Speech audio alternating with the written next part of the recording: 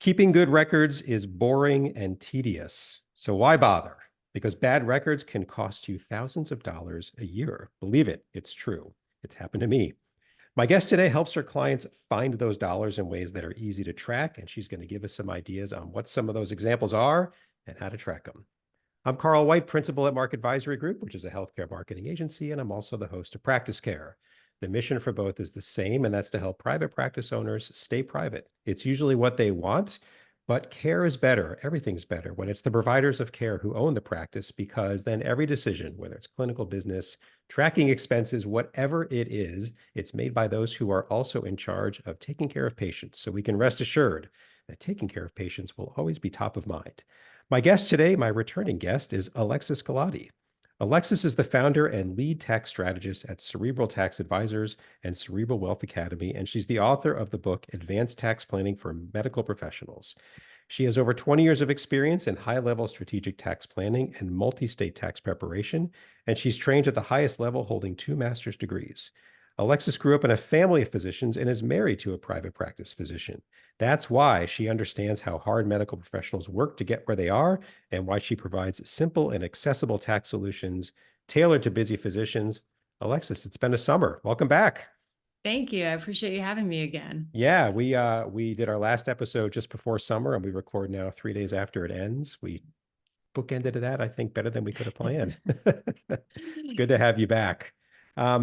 So we're going to talk about why bad records can cost you so much money, and we'll get into that. But first, for those who don't know, you haven't listened to another episode, fill in some of the gaps on you, on Cerebral. Tell us more. Yeah, definitely.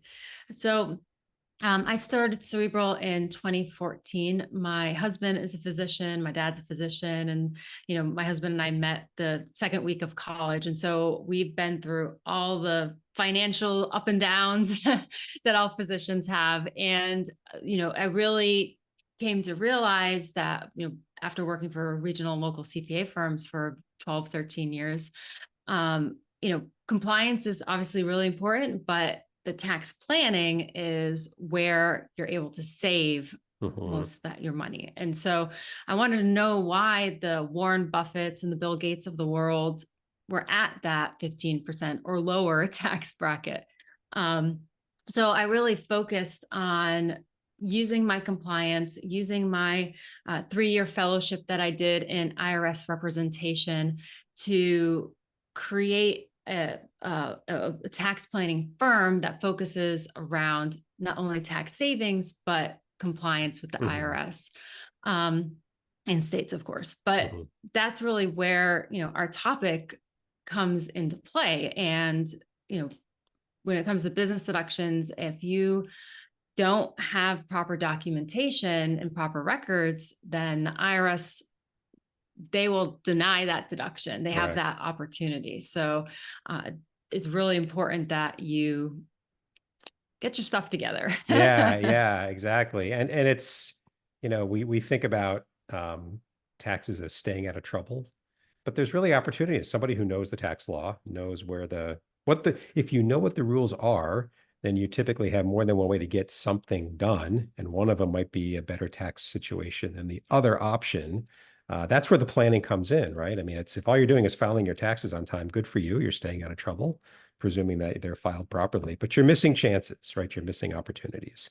So that's where we're going to go today. So bad records are costly. Where should we jump in? Just, some simple examples, maybe, simple for you and me, but maybe not so obvious, or people they're going to hear examples and go, oh, I can't imagine doing that. But we're going to get to some tools. Alexis has some ideas on first the ideas, then some tools to make this, easy and approachable. So worth it. Yeah.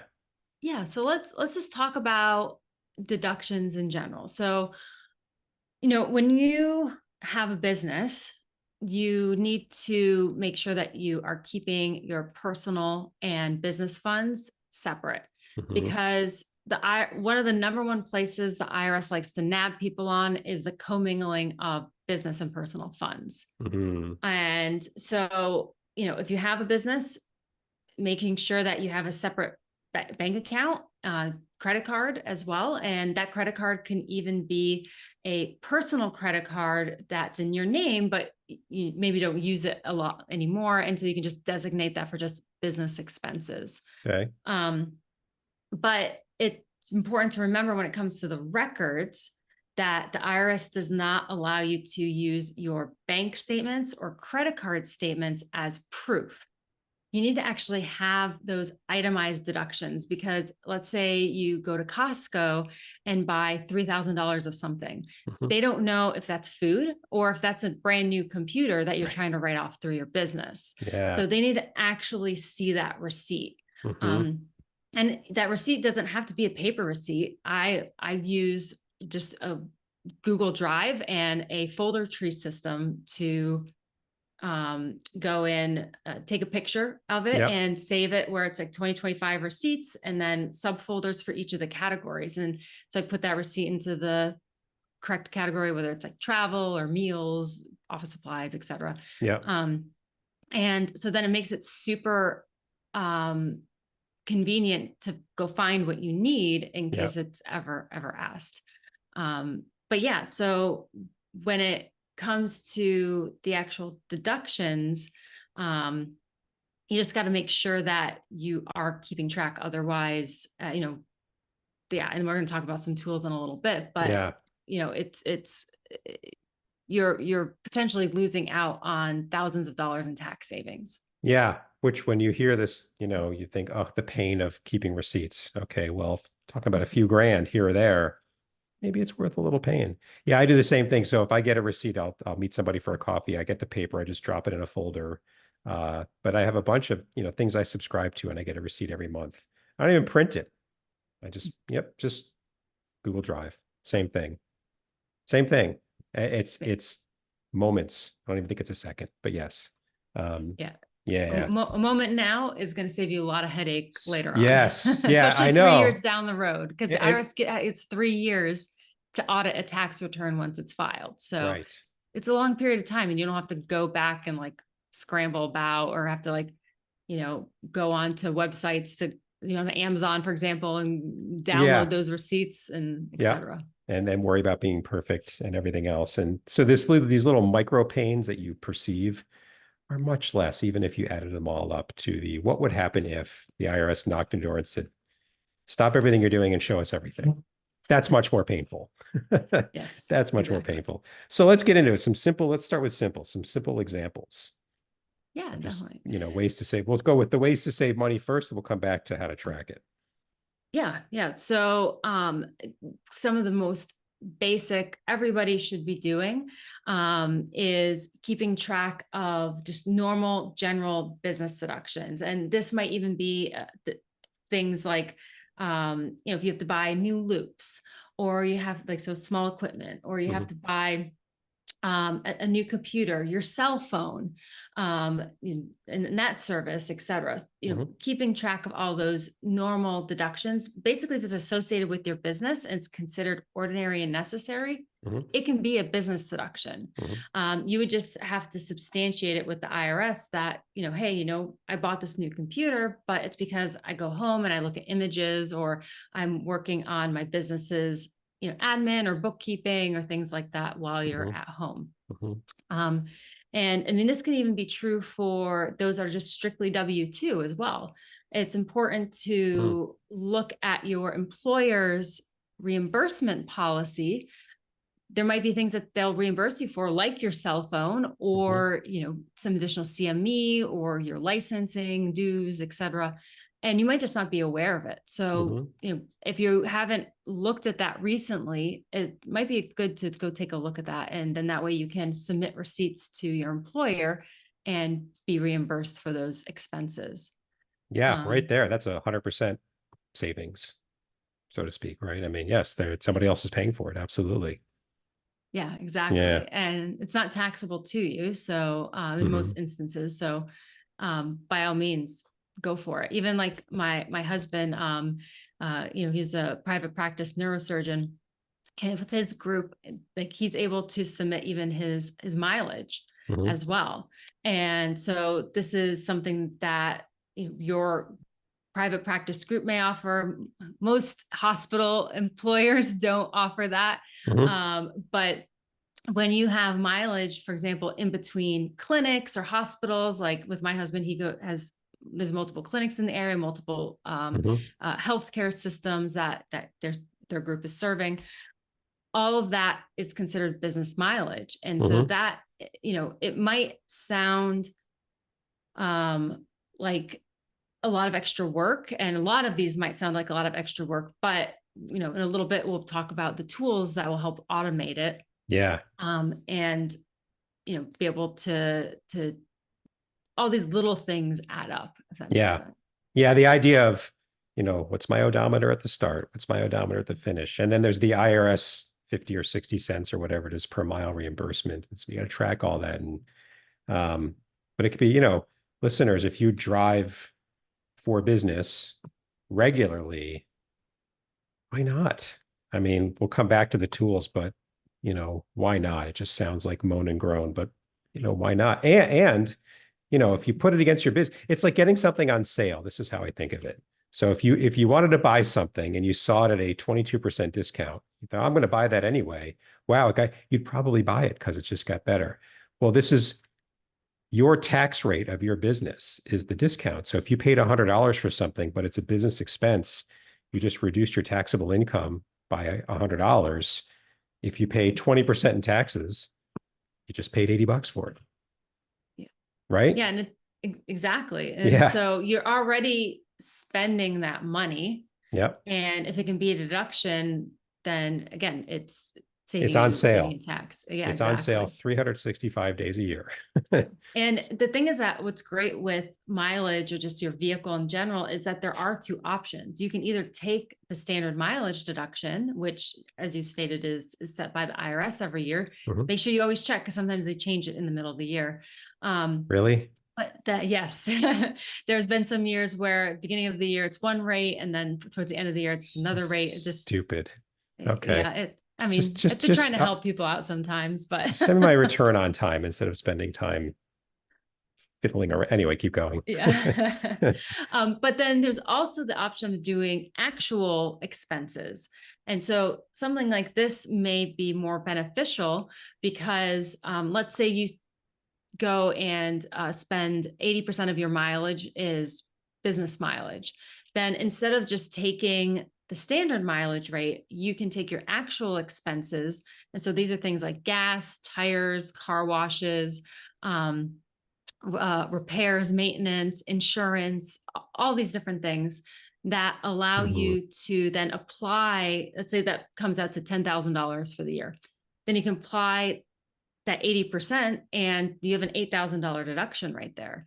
So it can be a lot more powerful to keep track of all of those receipts for that actual deduction. And, if you go to purchase a new vehicle, then, and it's 80% business, you can write off around 80% of the vehicle.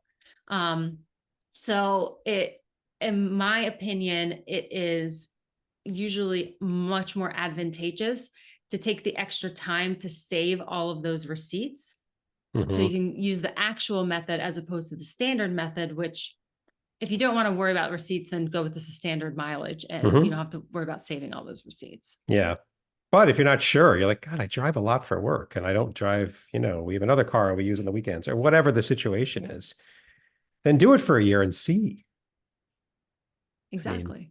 How often, if a friend came up to you and said, you can save $2,500 or $8,000, which one? I can save $2,500 or $8,000. Which one should I do?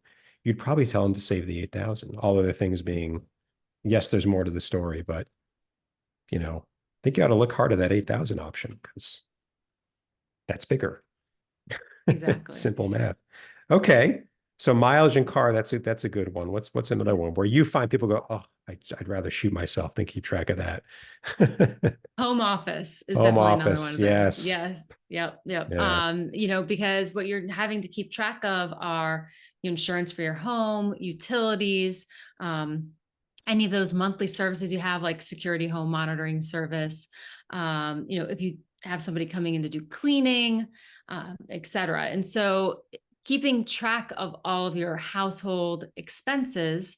Oh, by the way, lawn care maintenance does not count Yeah, that's unless what you my guy actually, told me. Yeah. yeah, unless you actually have people coming to the house for your business. Like maybe you've built a she shack or something like that, or she shed. Sorry, she shed. I got the Yeah. term wrong. That's fine. Yeah. And you do clinics in there, and you Hmm. see patients in there. Hmm.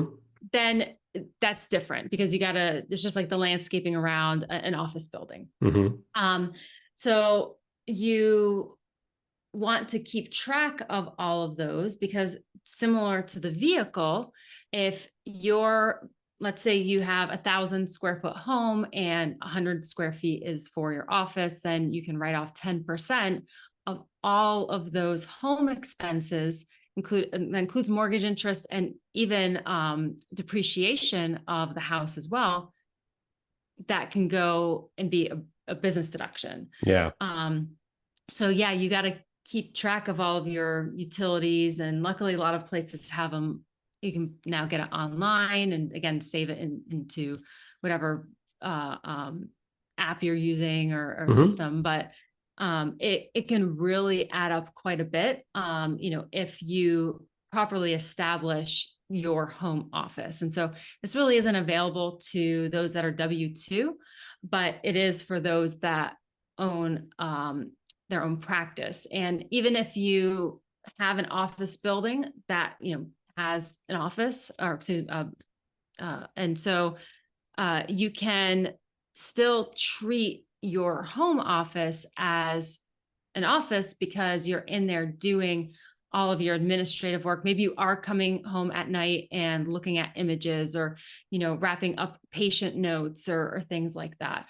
As long as that area is used for, you doing your home office work, then it's a Yeah. So legitimate that's deduction. that's one criteria, right? So that room in your home has to be its primary or only use is as an office, but it doesn't have to be your only, like, so I work from home, this is easy for me, but if I had an office building and I had an office there, so you're saying I could have a second office at home, and as long as that room is only, even if I'm not using it all that often, when I'm in there, then it's okay. Yes. So you want to use that for primarily your administrative work. Okay. And, other like looking at contracts and things like that. So, Hmm. it has to be used regularly and, primarily and exclusively for that purpose. Hmm. I've seen the IRS in the past where people have had a guest bedroom, but they've also had an area that has their office, their desk and everything in there as well. And I've had a client was able to prove that they only used that guest room like twice for some family coming over. And then the rest of the year they were using it as their home office. So it's obvious, they could show that there's like a diminutive amount of use for, Yeah. even though there was a bed in there. Yeah. So, it has to be structured properly. Like if you are in a 1 bedroom studio apartment, it makes it a little more difficult. You can buy like one of those like partitions You to really have to go to that partition. length. Okay. Yeah. Yeah. I mean, the IRS can ask for photos, to go and, kind of prove like, yes, this is a home office, like I'm in right now. But, as long as you can prove that it is used for that Hmm. purpose and you do use it regularly, like you said, if you're only using it a couple times a year for doing some work, then that's a little bit harder to justify. Hmm. Okay. All right. So mileage, home office. What about some like not so simple examples or not so obvious? And forgive me, listener, if neither of those are terribly obvious, but they're more common, I guess. Are there some, not so common examples Yeah. where records always make the difference, but where, leads to some big savings? Yeah. So at Cerebral, we have a ton of clients that have rental properties Mm-hmm. and they claim either that short-term rental exception Mm-hmm. or the real estate professional status. And for either one of those to qualify for that exception, you have to be tracking your hours and doing real estate activity. And it's really important to recognize that some real estate activity is not real estate activity, but investor activity. When it comes to doing, tracking your hours. And this is extremely important because actually recently in 2025 with a client, we went through a New York State audit for his spouse's real estate professional status, and New York was challenging it.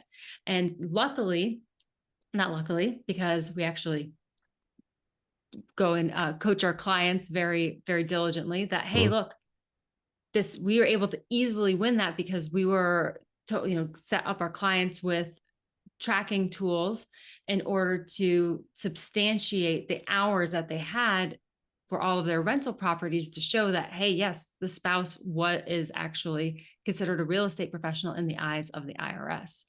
And so that is really, really important because most people think, oh, when the IRS audits me later, if they do go to audit me later on, I'll just recreate those records.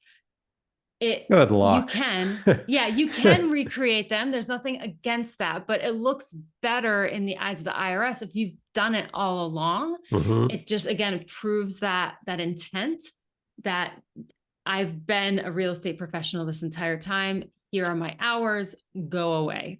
Yeah, right. And so just to define, so the short-term rental option and then the real estate, just tell us what each of those are. Yeah. So in general, by default, the IRS claims that when you have a rental property, it is considered a passive investment. So that means if there's any sort of losses that occur due to that investment, you can't use those losses against your W-2 income or income from your business, your ordinary income. So there are two exceptions which allow you to change that loss from being a passive loss to an active loss. So that way you're able to use that loss against your other active income, like your W-2 or business income. Okay. And so the short-term rental exception, or you might have heard it as short-term rental loophole. It's not really a loophole. I like to call it an exception. But basically, you only have to spend 100 hours on that property, and you need to be the one spending the most time on that property. And once you've met those two criteria in a nutshell, then that those losses become active as opposed to being passive. Okay. And so when the passive, you don't lose those losses. They just get carried forward until you have passive income to put against it, or you sell that investment. Now, with the real estate professional status, that doesn't mean you have to go out and get your realtor license. It just means that you need to spend more of your working hours, so that's 51% or more, doing real estate activities, and you have to spend at least 750 hours on doing real estate activities on your properties. Okay. So that one's a much larger hurdle. It's very difficult for somebody with just one property to meet that 750 hours. And for most physicians, it's really difficult because, face it, you're a full-time physician. Correct. So more than 50% of your working hours are going towards being a physician. Right. So most people are going that short-term rental route because it's just a lower hurdle. And, but in my client's case, where we had that New York State audit, the spouse was able, they have multiple properties. And so they can easily do that 750 hours. And she was able to prove that she spends all that time, and, more than 50% of her working time is spent on real estate activity. Actually, that's her only profession. Okay. So that's a not so obvious. So property owners out there, at least more than primary homes, there might be an opportunity here for you, but keep the records. Keep the records. Keep the records. Keep more. If you're not sure, ask your accountant. We're thinking of doing this. or anything here. And it's just another reason to like tell your accountant what's going on.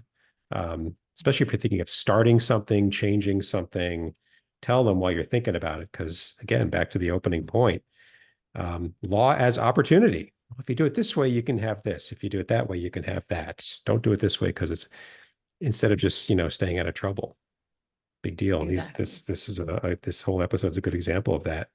So let's get to the second part, the tools. So, like I said, if I have to watch my odometer, I'm going to screw it up and then get annoyed. There's got to be something easier. Let's start with the mileage because this is like it's a daily thing for a lot of people, right? For a lot of business owners. Yeah, definitely. And I am 100% guilty of being horrible at tracking my mileage. I hate it. I've always hated it. But once I found apps that help kind of automate the process, Mm-hmm. it makes it so much easier. Mm-hmm. So one of them that I love is Mile IQ. Okay. There are other ones out there, so just check your app store. Even there's one that's connected to if you use QuickBooks, for example, they have a mileage tracker within QuickBooks. It sucks. It No offense does. Yeah, I into tried it. Yeah, it. yeah. But No I like offense Mile into it. IQ. Your product sucks. Hey, no offense. Yeah. So that's two of us now. It's so bad. Yeah. Okay. Yeah. So, but I really like Mile IQ. And actually, it was my husband that introduced me to it. Mm-hmm. And it's great because it's always running in the background and it knows when you're in a vehicle. Mm-hmm. And so when, let's say you drive from your home to Staples, then it will pop up a notification saying, hey, you just drove 5 miles. Is this personal or is this business? And you swipe, I think it's left if it's personal, right if it's business. And you're able to take notes in it. You're able to actually connect multiple vehicles as well. And it distinguishes via Bluetooth, like which car you're in. So you can keep track of multiple vehicles as well, which is really cool. Yeah. And so it just allows you to automatically keep track, and you can always come back to it. Like you don't have to do it right then. You just bring up the app and then you kind of go through. And then at the very end of the year, it will spit out a nice report for you and you can reimburse yourself. I mean, you can do it on a monthly or quarterly or daily basis if you wanted to, but yeah. That will then have that nice mileage report. It'll have all your notes.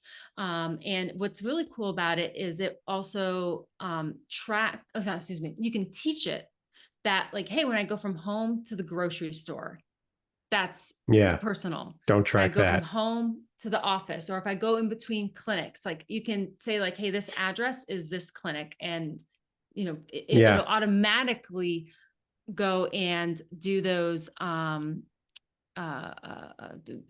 it'll automatically log those miles for you and you don't have to tell it that it's personal or business. Nice. So it's like training an assistant. Love the automation. That's awesome. And then you download it or what? So at the end of the year, when you how do you generate the documentation you need at the, come tax time? Yeah. So you just go to the report section and you can just email it to yourself or download it. It has several different share options that you can then, send it to your accountant. And your accountant will be ever grateful. Yeah. Speaking with some experience. What about home office expenses and deductions? I know how I do it, but maybe there's an easier way. Yeah. So this actually ties into keeping track of any expenses that you pay for personally, but need to get your business to reimburse yourself for. So first off, just a little sidetrack.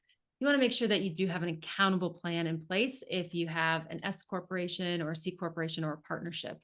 And this accountable plan is basically like a glorified reimbursement policy for your business. And for us non-accountants out there, I was just telling Alexis before we started recording, I was told you need an accountable plan for, I forget why.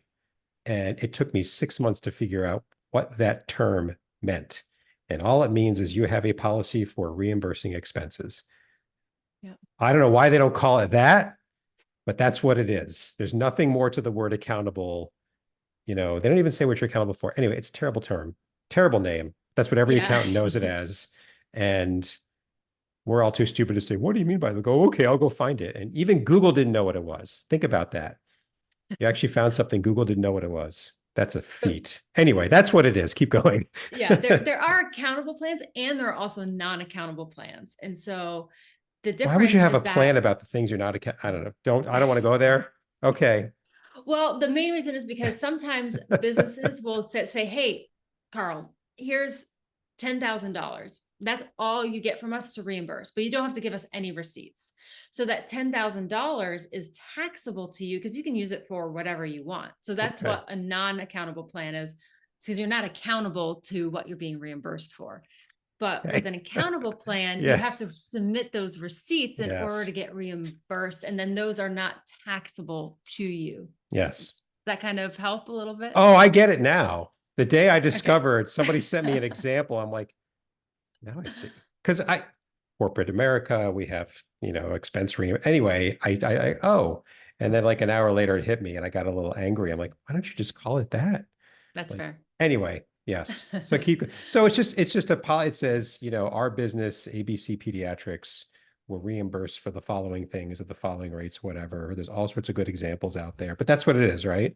Exactly. Yeah. Mileage, So home office, you have to state every one of them. Well, yeah, yes, pretty much. You should at least state the ones you intend ideally. to claim. Yeah. Yeah. Yeah. Um, yeah. And this is the sort of thing at Cerebral, we have like standard accountable plans for our clients, templates and things to use and all that sort of documentation to make sure everything is Hmm. simpatico Hmm. and keeping everybody, all those government entities happy. Yeah. But yeah, I that's really important to have that in place so that your business can reimburse you for personal business expenses paid with personal funds. Hmm. But when it comes to tracking all of those vehicle expenses, all of your home office expenses, I really like to um, rely on technology. Like I use Monarch Money, which is a personal financial app that allows you to, it's just kind of like QuickBooks where you Hmm. connect all of your bank accounts and credit cards. It even allows you to connect to Zillow and to keep track of your home's value, Hmm. Kelly Blue Book to keep track of your vehicle's Wow. value. Yeah, it's super cool. I mean, I should just go work for them because I love it Yeah. and I should be paid for all these endorsements. But Next to anyway, your Cerebral cool light thing behind you, you could have a little Monarch Money there next you on the wall. Yeah. go. So yeah, you use that to just keep track of your net worth and because you connect your investment accounts as well. But main point for this discussion is keeping track of all of those personal expenses and you're able to categorize them. So like I have utilities and insurance and like I have a grouping of all of these for my home office Hmm. and a grouping for all of my automobile expenses. So then, of course, you obviously still have to keep the receipts, but then this is now very nicely organized for myself. Hmm. And I'm able to just print that out and then reimburse myself by moving, let's say it's $1,000, moving that $1,000 from my business checking to my personal checking. Hmm. And then instead of that being shown as a distribution, I'm able to categorize that um, in software that I use. Like I use QuickBooks in order to make sure that those are categorized correctly as business expenses and not a Yeah. distribution to myself, which Yeah. they're treated very differently. Correct. Correct. Yeah, I just use a Google Drive, Google Sheets, because it's like you Yeah. have, a gas bill and an electric bill. You've got your home. It's true, your home, but come tax time in January of, February now, you get the annual statement showing how much principal and how much interest, insurance. I keep all the receipts, I pay them, and then I just sort of in a spreadsheet, during winter break, I just say it's X% of this and share it with my accountant, and then he takes care of it. Yes. But the reason I can do that, I have the accountable plan. By the way, let me make a statement. Tell me if I'm wrong. I think I'm right. If you track every receipt the way Alexis has been saying, but do not have an accountable plan, the IRS is still going to ding you, right? Because you just Technically, reimbursed they can. yourself very well Yes. documented without a policy letting you do so. So you need Yeah. both. Yeah. Yeah. Yep. So get that accountable plan in place. Like, off record, you can backdate it. And so then that way, Yeah. it's shown that you're Yeah. going and properly doing Yeah. everything. And it's about a page and a Um, half. At least mine is. It's yeah, like less than it two doesn't pages. It's literally, yeah, it's doesn't not have to be a some novel. tome painful, right? I'm sure And if a, ChatGPT could even help you with probably, yeah, creating something like right, for it. So probably, or just find some, yes, anyway, but it's just, it's a policy. I mean, money, you are telling people to take money out of your pocket. yeah, Write it exactly. down. I mean, yes. Yeah, and you don't have to hand it in. You don't have to attach it to your return. It's just there in case the IRS asks for it. Yep. Yep. Yep. Yep. So, okay. What other cool tools? So Monarch Money, Mile IQ, any other tools stand out? Or you just like make the documentation process painless or a lot less Yeah. painful? Yeah, like so looking back at our talk about real estate professional status and Hmm. tracking those hours, there are apps out there. I believe one's called Reps Tracker, where you can keep track of all of your hours and everything just electronically. Sure. I tend to just I don't I in full transparency, I don't have any rental properties, but Hmm. I go and as a inexpensive option to clients. Just provide them a reps tracking Google sheet, and we're Oh, able to perfect. with it all having a nice list of, hey, what counts as Hmm. real estate investor hours versus investor hours. So then that way they can, kind of keep up with it throughout the year. Right. But it's important to note that like Mile IQ, Monarch Money, the Reps Tracker, any of these tools that you're using, business expense, write it off through the I was just business. going to say that counts Yes. too. Yes, it does. It does. Keep a Yeah. receipt. Yeah. So yeah, it's if you're like majority of Americans, and I definitely fall into this plane as well. If something isn't easy, you're less likely to do it. Hmm. So look for those efficiencies that can, make keeping track of all these things as easy as possible. Sure. Sure. But also, yes, but thousands of dollars we're talking about here. Yeah. Everything that you purchase, air quotes, at a discount, whatever your tax rate is, like let these be a motivation to put a few minutes into it, so to speak, and get it up. Because once you get it running and you're good at it, it fades into the background like everything else that's easy. It's just the startup, that's all. Exactly. It's got to Yeah. get yourself in that routine and Yeah, that habit. Um, exactly. one other one that I should have mentioned, so I apologize, Hmm. is meals. A lot of people Mm. ask like about meals and like whether, what's considered a business deduction when it's not. Like if I go out with my wife who also works for the business and write off all of our meals, like, can I do that? And at first I say, don't get cheeky with it. Yeah. Um, because meals again are one of those top categories that the IRS loves to nab you on. Hmm. Um, and so if you go from like having $500 of meals one year and then $10,000 of meals, like that's just a red flag right there. Yeah, hard to have Um, sympathy for you if you're doing that. yes, exactly. But you made a comment earlier that okay, when I'm out and I have a meal, like I take a picture of it and Mhm. I put it in my Google Drive. What I also recommend doing is if it is business related, turn that receipt over, jot down who was with you, what Yeah. was discussed, just a quick like meetings minutes. Then that way you can take that picture of both sides, Yeah. and then it's in there, Yeah. and you don't have to worry about thinking down the road, oh, what did I discuss with this person? What was the business purpose of this Yeah. meal? Yeah. Yeah. That was beaten into me my corporate days. You have to write who was there and, what was the purpose? And I would, to discuss business. That's all I wrote at the time. And nobody told me anymore. But it was clearly was Sure. like I wasn't pushing the envelope. And I was a W Yeah. 2. So it was just getting the reimbursement. Um, Anything you think we should have hit on that we didn't? I mean, this could be, good Lord, this could be a very long, but anything just in the context of anything you think we should have hit on that we didn't? Yeah. I feel like we did a really great job with like the broad overview Hmm. and kind of beating into people's head that, hey, make sure that you are keeping those itemized receipts, that you're keeping track of them. You don't have to have a shoebox full. Believe me, your accountant doesn't appreciate getting the paper receipts. We'd much rather have the digital receipts if need be. And so then that way, especially when there's so many tools out there nowadays, you can even take a bunch of receipts and run it through like a chat GPT or things like that and get them to summarize it for you. So, AI is just getting better and better. And, I haven't personally gone and done like huge volumes of that. I've just done little volumes, but the little volumes that I've seen, it comes out pretty well, and they can create a spreadsheet for you. Nice. Okay. Yeah. And then how can somebody get started? So they're on the one hand, on one shoulder is the pain, on the other shoulder is she's right.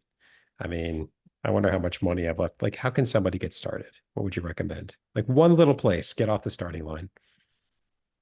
I would say probably something like a Monarch Money. Just connect those accounts, getting them in, getting all those, it brings in all the transactions.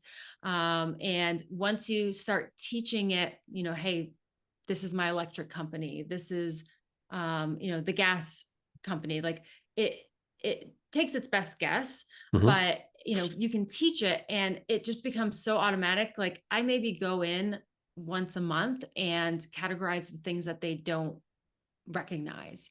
And it takes me all of maybe like 20 minutes. And I've been using it for like 3 or 4 years. So I got a pretty system down pat, but it's all about, even if you are like not ready to get into the electronic part of it, the tech part of it, just start going and taking pictures of your receipts and just getting it into just a folder tree inside a Google Drive or a Dropbox. And it's, especially since, as we're recording this, it's late September, and of 25, it's going, I'll just say it's going to suck to like go back all the way to January and do all this up till now. But then once you have a system in place and you get to get things rolling, it's going to pay dividends in the future.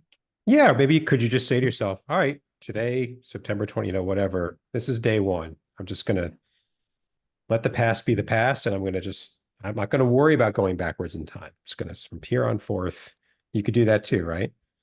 Exactly. Yes. Yeah. And, then you just have to, if it's for 2025 and you're missing receipts for, half the year or so, you just sometimes it's just a roll of the dice to see if the IRS audits you for something. And if they audit you and you don't have it, then at that time, you just got to go look for it. And, it's not always a guarantee that they'll deny the deduction, but they're more likely to if you can't substantiate it. Right. And just keep in mind, listener, everything you do is at a discount. Remember, it's back to that thing's on sale, because if you count it as a business expense, it reduces your taxable income. And so whatever your tax bracket is, just got the tax you pay is a little smaller because another legitimate expense was included. So if you were going to buy something for $100 and you saw it on sale for 22% off, you'd say, oh my God, I have to get that anyway. Yes, please. This is the same thing. These are legit business expenses of things you're already doing. You're driving places, you're eating meals, you're doing admin work at your home office. You're already doing these things. You don't have to change what you're doing. You're just tracking it better and you're getting it all at a discount. So that's what keeps me going. Like, oh yeah, on sale. There you go. Excellent. Alexis, thanks for coming back on Practice Care. Again, always good information, very useful, practical information. I appreciate it. Thank you so much, Carl. I love our chats together. Yeah, absolutely. Taxes are fun. A couple of points before we wrap up. First, we've got all your contact information in the show notes. This is not one of the 2 points. So anyone who wants to get a hold of Alexis now has another way to do so. Now the 2 wrap-up points. First, you got to subscribe to Practice Care, listener, if you haven't already. Practice Care is one word. We're everywhere, easy to find. Search for us. We do a new episode every week. It's the easiest way. Back to the easy button. The easiest way to stay up to date is to subscribe. And also, if you are like Alexis or us, you serve private practice owners, or you're a private practice owner yourself. Either way, you've got some experience or expertise on the business side of private practice, and don't overthink that. You might think, oh, that's no big deal. Trust me, if you figured out something, there's 55,000 other people who are struggling with it. We want you to come on Practice Care and tell the world about it. In the show notes for Alexis's episode, every episode in Practice Care, there's a link. It takes you under a minute. Just tell us what's on your mind and we'll get you scheduled as soon as possible. Thanks very much. And until next time.